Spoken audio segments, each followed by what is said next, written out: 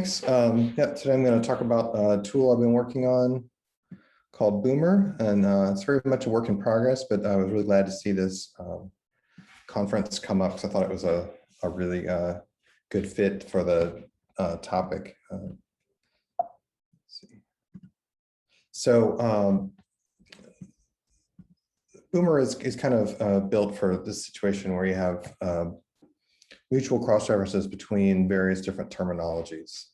And so as an example here, I'm going to be talking about gene ontology, molecular function terms, and the Rhea reaction database. And so, here we have this view of a Go term, mucinate cycloisomerase activity in OLS. And it has some cross-references, just using the OVO cross-ref property that you can see there in that red box to a Rhea reaction 10640, and then it refers to a metapsych term, an enzyme from the EC Enzyme Commission. And so then we go over to the Rhea website, and if we look at that term, Rhea 10640, we can see the reaction that they're talking about, and then they have the cross-references table down at the bottom. They mention that Go term, but that's because they get those mappings from Go. But if you look for some of those other things like the metapsych or the EC, you find a different Rhea reaction that refers to both of those. And so, that is a little confusing. So we'd like to kind of know what these cross-references mean and whether they are making sense. Furthermore, all of these terminologies have their own hierarchies. Go has a very large hierarchy, and Rhea has a somewhat shallower hierarchy, and there's a hierarchy built into EC.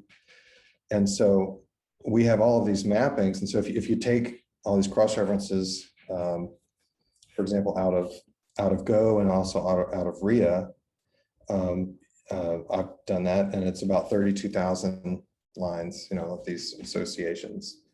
And so we'd like to be able to check that these make sense. Is it a coherent kind of set of mappings? And so, for example, you may have a situation where you have, this Go term mapped to this Rhea term, but then a child Go term might be mapped to a parent Rhea term. And so that probably isn't what we want. And so it'd be nice if we could just sort of focus in on disagreements.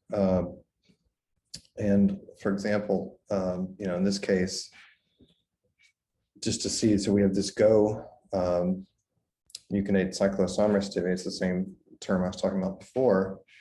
We can see that it's so in this diagram, these, each of these edges is where a mapping was. And the diagram has an interpretation where here it's the red is equivalence and the black arrow is a subclass relation. And so the Go term is mapped to this EC term and this metapsych term, but but those are both mapped to some other Rhea terms, which are part of a cluster. It's the same reaction, but with sort of different directionality. And so once we had a view like this, the Go editors were able to check this and make the decision that actually they prefer to map that Go term to this Rhea term, 30031. And so, a view like this into this sort of tangled web of mappings is really helpful. And so the way, and so Boomer produced that visualization, and so the rest of the talk can kind of talk about how it works. And so the name Boomer comes from this idea of Bayesian OWL ontology merging, or BOOM. And so basically the overview of the process is that we want to choose a logical interpretation for each mapping. And we call these hypothetical axioms. So if this is our table of mappings here on the left, Go terms to EC and Rhea and metapsych terms, we wanted to hypothesize, that the relation between this Go term and this EC term is one of equivalence, but maybe the relation between this Go term and this Rhea term is a subclass relation. So we want to try to turn all of those cross references into logical relations, or or make a statement that none of those relations hold. And so we can have come up with these hypothetical axioms and then try to combine them with the existing ontology. So that's those hierarchies that we had from Go and from Rhea and EC, and then see if they work. And so we can see, are there now any unsatisfiable classes? Like maybe we violated some disjointness axioms that are in the ontology, or have we ended up inferring equivalence between terms from the same ontology, which for this situation is pretty much always undesired. So maybe we have a subclass cycle, crossing subclass in different directions, and that'll kind of give us a little cluster of equivalent classes through inference. And so in either of these cases, we want to choose different logical interpretations, and try again. So we'll review the results and rerun. So Boomer is based on a prototype software called KBoom that Chris originally developed, and that software was used to initialize the Mondo disease ontology, and it was I think really successful in getting started there. There's a preprint that describes that, and so but Boomer is a new implementation of that. So it's tries to have a pretty simple command line interface. It's easy to run. And internally, it supports arbitrary kinds of hypothetical axioms, which is a little different from KBoom. And so there are some use cases for that go beyond mapping. So the current command line for Boomer is focused on this mapping use case. And also Boomer is significantly faster than the original KBoom. So you can do this in a few minutes or just a couple minutes instead of the Mondo analysis kind of took a whole day to run. And so Boomer is built on this Welk reasoner, which is a reasoner that I've been working on for the last few years. And you might be familiar with ELK, which is a very widely used reasoner, especially for OVO ontologies. And so Welk is kind of a re-implementation of the ELK algorithm, but it's kind of geared towards these sorts of use cases. You can quickly roll back to intermediate reasoning states in code, and because it's sort of built on these immutable data structures. And so we can do a bit of reasoning and then add some axioms, and then if we want, we can go back to where we were before, or we could add lots of different axioms, kind of going different directions. And so this is the workflow for using Boomer. You kind of have two inputs. One is sort of the merged the ontologies, which are asserted axioms, and then also mappings that we kind of assemble either by querying them out of ontologies or getting from just some kind of table that we have. And for each of those mappings, we assign probabilities to those different hypothetical possibilities, subclass of, equivalent to, or superclass of. And so then that goes into Boomer, which sort of splits up the problem into these equivalence cliques, which I'll say more about, and chooses logical interpretations, and then outputs the cliques where we had to kind of make sort of less preferred choices. And those are the ones that we want to look at. And so it outputs all of the choices as a combined ontology. It has a markdown summary of just stating all the choices made, and then has all these little JSON graphs, which are formatted to feed into OBOGraphviz, which is some software that will translate that JSON into a graphviz dot file for visualizing. So then editors of the ontology will look through those, the graphics, and then maybe change mappings or, in some way adjust the inputs. And so how do we choose those logical interpretations? So the overall goal is to find a combined set of choices, which gives you an overall coherent merged ontology. And you want to try to find the one that has the highest joint probability, which is basically just the one that accepts your most preferred starting points. So this is what an input file looks like. It's sort of a 6-column file. And so you have the mapping, there's the two terms in each mapping. And then there are 4 more columns that are these probabilities. And so the first column is proper subclass of, just meaning that the left term is a subclass of the right term, and they're definitely not equivalent. So that's enforced by the axioms that are put in. And then you have the opposite direction. And then you have the probability that they're equivalent, and then you have the probability that none of those things are true, and then that's enforced. once that's added. And so, you need to choose these numbers ahead of time. So this kind of happens outside of Boomer. It could be based on a mapping relation in the source file. So if you use some relations like SCOS, exact match or narrow match, you might boost the probability of equivalent to for an exact match mappings, but still leave some possibility for the others, just so you can find areas where it's sort of in conflict. There may be other ways to generate these numbers. If you compare labels for different terms, and let's say you have a term in one ontology called type 1 diabetes, and it's mapped to something in another ontology called diabetes. Well, maybe because the B string is contained in the string on the left, that might be indicate that that B is a superclass of A. And so how Boomer searches for configurations is kind of using two different methods. So basically what it does is it in general will start by taking the most preferred semantics for one mapping, and then go to the next one and see if they can add the most preferred one for that. And then on the third one, if it tries to add that they're equivalent, but for some reason that conflicts with the ontology or conflicts with the previous choices, it has to choose some like less preferred relation. And that kind of cascades down. And so eventually you have to make a choice everywhere, and you multiply all the probabilities together. And so it can do many searches from different starting points and try to find the best number that it can. So it has one mode where it will always find the highest coherent probability, but that is not very scalable. Like just for 15 mappings, that's like 1 billion choices to look at. Now sometimes that's fine, because if it takes most of the first choices, that's okay. But there's a sort of greedy search where it just kind of goes through and just takes the highest probability choice that fits. And it has some ways to kind of roll back if it can't fit anything. But because the results of that are kind of dependent on where you start, you can do many, many runs and then sort of take the best version that you find.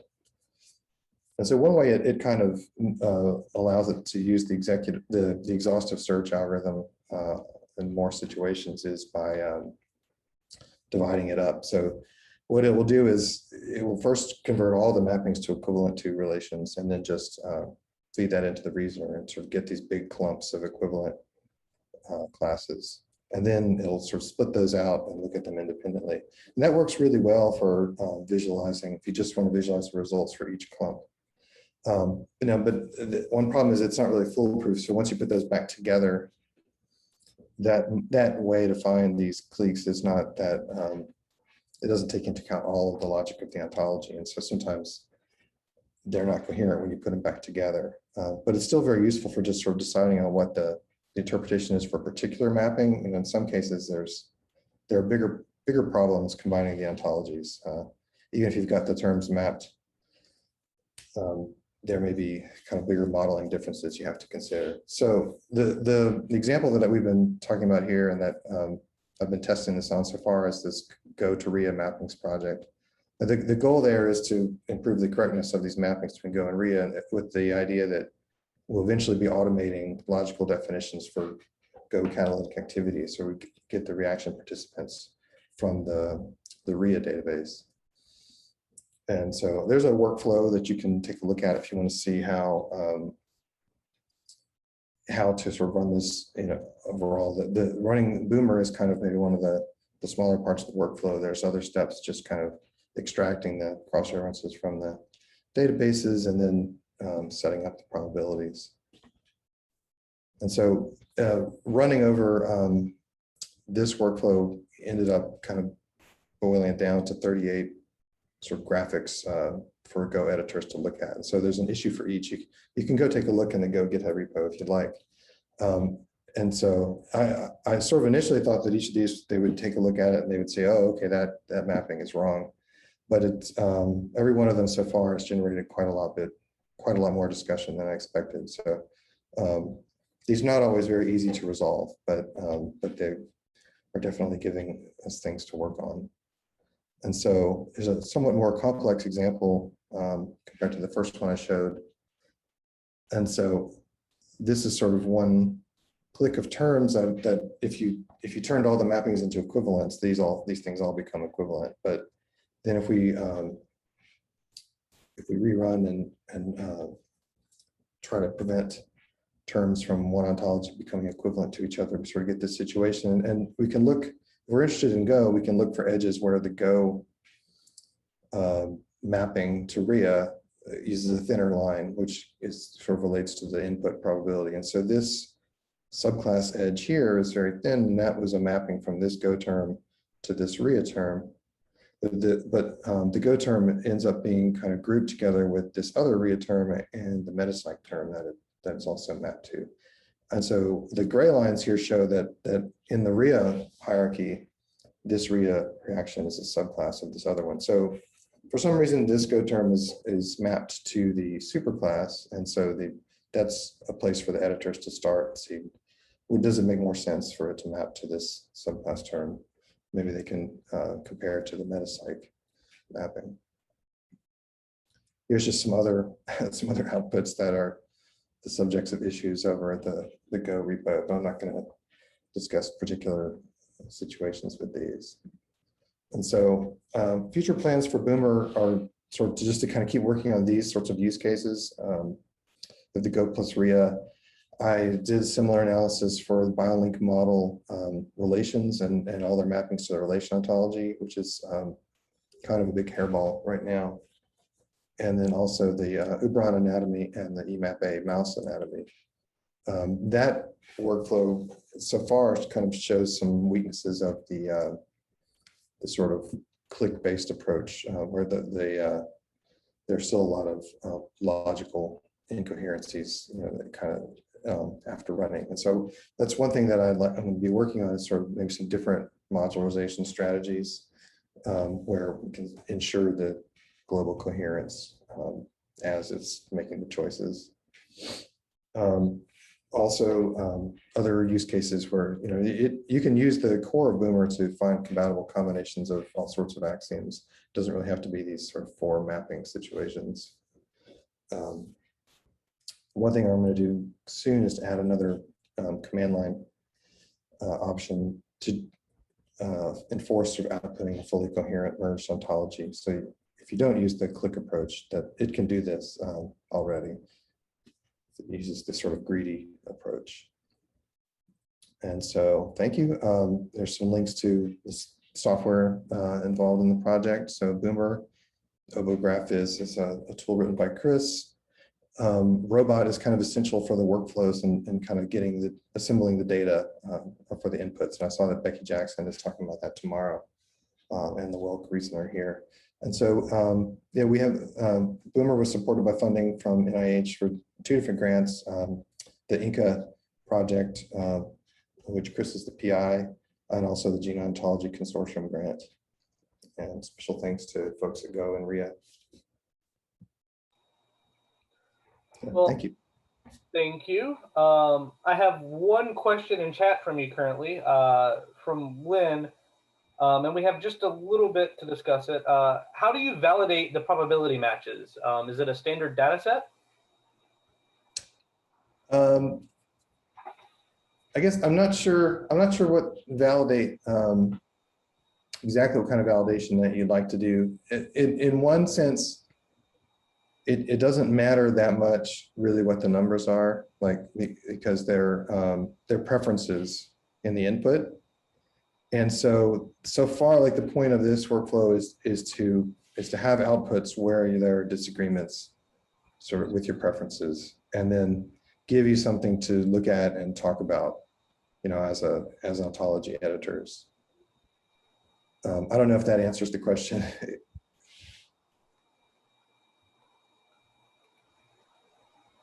I think that makes sense. Yeah, okay.